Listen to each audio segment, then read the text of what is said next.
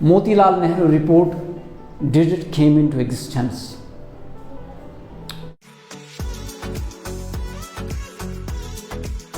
Hello and welcome, dear students. Today, this is the second part of the making of the Indian Constitution. This is very beneficial when it comes to competitive exams. Whenever you come across any competitive exams, you will come across different questions that shall be from the polity side. So, in the previous video, we have discussed an introduction with regard to the making of the Indian Constitution. लेकिन इस video में हम एक journey करेंगे. हम देखेंगे कि जो हमारा कॉन्स्टिट्यूशन है इसके हिस्टोरिकल फैक्टर्स क्या है और जो हमारे कॉन्स्टिट्यूएंट असेंबली के जो मेंबर्स थे इन्होंने किस तरह इस कॉन्स्टिट्यूशन को बनाया है. Before discussing how the constitution makers, how the fathers of the constitution, how the constituent assembly designed the constitution, we should go to the historical factors so that we could come to know that this was not an easy job. Actually, for the first time, पहली बार 1928 में अगर Indians ने कभी कोशिश की constitution बनाने की, वो था 1928.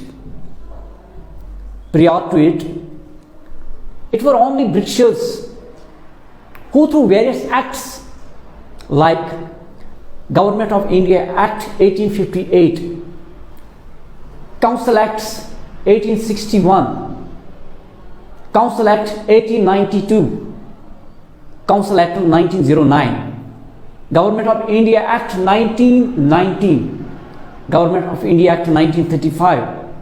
Through all these acts, the British government tried to introduce the constitutional elements. But for the first time, if efforts were taken to make the demand for having the constitution, it was 1928.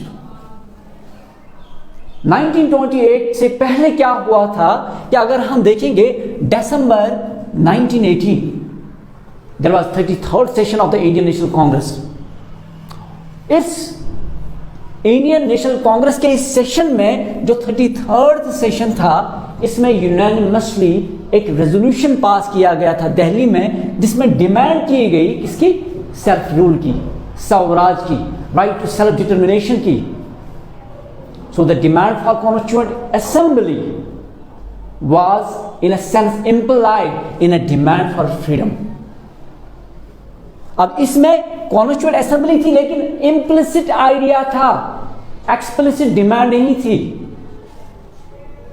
It was Feb 1928.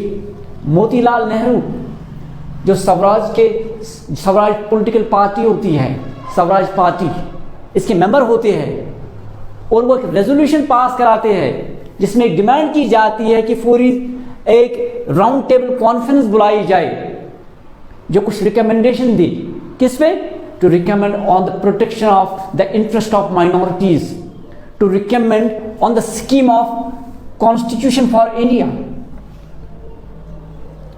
And it was May 1927 when Motilal Nehru introduced a resolution. And what happened? Calling upon the Congress Working Committee. भाई साहब, आपको constitution के बारे में सोचना है, हमें constitution frame करना है in consultation with other members of the political party.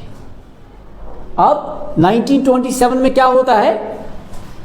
1927 में मोतीलाल नेहरू जो होते हैं, मोतीलाल नेहरू इंट्रोड्यूस करते हैं एक resolution calling upon the Congress Working Committee to frame the constitution in consultation with other members of the political party. But it was May 1928. Congress Working Committee organized all party conference. अब कहाँ पे? बंबई में. और इस all party conference को एक काम दिया जाता है कि भाई साहब आपको एक काम करना है, आपको एक ड्राफ्टिंग कमेटी बनानी है और उस ड्राफ्टिंग कमेटी में कुछ मेंबर्स होंगे, and this drafting committee shall be headed by Motilal Nehru. Who was Motilal Nehru? As I told that Motilal Nehru was a member of Swaraj Party and he had a great hand when it comes to the independence, when it comes to the constitution. So it was 1928 when this Congress Working Committee organized all party conference. और इसका काम यह था कि आप एक drafting committee बनाओ जिसका काम यह होगा कि वो इंडिया के लिए कॉन्स्टिट्यूशन ड्राफ्ट करे. It was the first effort that was taken by Indians to frame the constitution for India. आखिरकार ड्राफ्टिंग कमेटी बन जाती है. मोतीलाल नेहरू इस ड्राफ्टिंग कमेटी को हेड करता है और एक कॉन्स्टिट्यूशन बनाया जाता है. इस कॉन्स्टिट्यूशन में 19 फंडामेंटल राइट्स इंट्रोड्यूस किए जाते हैं. इस कॉन्स्टिट्यूशन में जो ये ड्राफ्टिंग कमेटी बनाती है, जो ड्राफ्टिंग कमेटी ड्राफ्ट करती है, इसमें क्या होता है, इसमें प्रोविंशियल सब्जेक्ट्स और सेंट्रल सब्जेक्ट्स को अलग अलग किया जाता है. इसमें यह कहा जाता है कि जो रिज्यूरी पावर्स होंगे वो प्रोविंसेस के पास होंगे. It was such a beautiful journey that somebody have ever witnessed.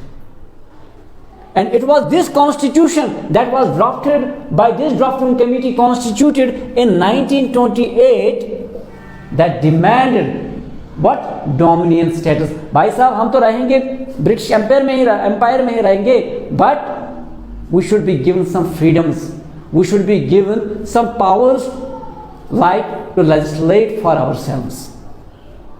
लेकिन बाद में ये जो कॉन्स्टिट्यूशन तैयार होकर आता है, बाद में इस कॉन्स्टिट्यूशन को एक नाम दिया जाता है Nehru report. Why? Because this report was prepared by a drafting committee that was headed by the great leader that was Motilal Nehru. But एक लिमिटेशन थी इसमें, काफी लिमिटेशन थी, लेकिन एक लिमिटेशन ये भी थी इसमें कि यहां पे डिमांड जो हो रही थी ना बेटा, यहां पे डिमांड हो रही थी डोमिनियन स्टेटस की. जो उस वक्त के जो यंगेस्ट लीडर्स थे, यंगर लीडर्स थे, वो उनको पसंद नहीं था. फॉर एग्जांपल जवाहरलाल नेहरू, सुभाष चंद्र बोस, वो कहते थे भाई साहब ये जो आप डोमिनियन स्टेट्स मांग रहे हैं गलत है. वो डिमांड कर रहे थे लेकिन complete independence. So on account of this controversy Motilal Nehru report did it came into existence. So after that कुछ राउंड टेबल कॉन्फ्रेंसेस होती है that got started from 1930 to 1932. Following these round table conference British जो थे वो एक report बनाते थे. They were making a sort of report जिसमें उन्होंने कुछ कॉन्स्टिट्यूशनल एलिमेंट्स इंट्रोड्यूस किए थे. और बाद में इट वाज 1933 उन्होंने क्या किया, उन बहुत सारे कॉन्स्टिट्यूशनल एलिमेंट्स को इंट्रोड्यूस किया एक वाइट पेपर पे, और इस वाइट पेपर को इंडियन लीडर्स के सामने पेश किया. But the constitutional elements that these Britishers has introduced were rejected by the Indian leaders because all the constitutional elements that these Britishers have introduced were unsatisfactory. अब उसके बदले में क्या करना चाहते थे पंडित नेहरू? एक डेली हेरल्ड एक पेपर हुआ करता था, उसमें वो लिखते थे कि अगर आप पॉलिटिकल सॉल्यूशन चाहते हो इस स्ट्रगल की, that lies Indian must be given opportunity to frame their own constitution. And this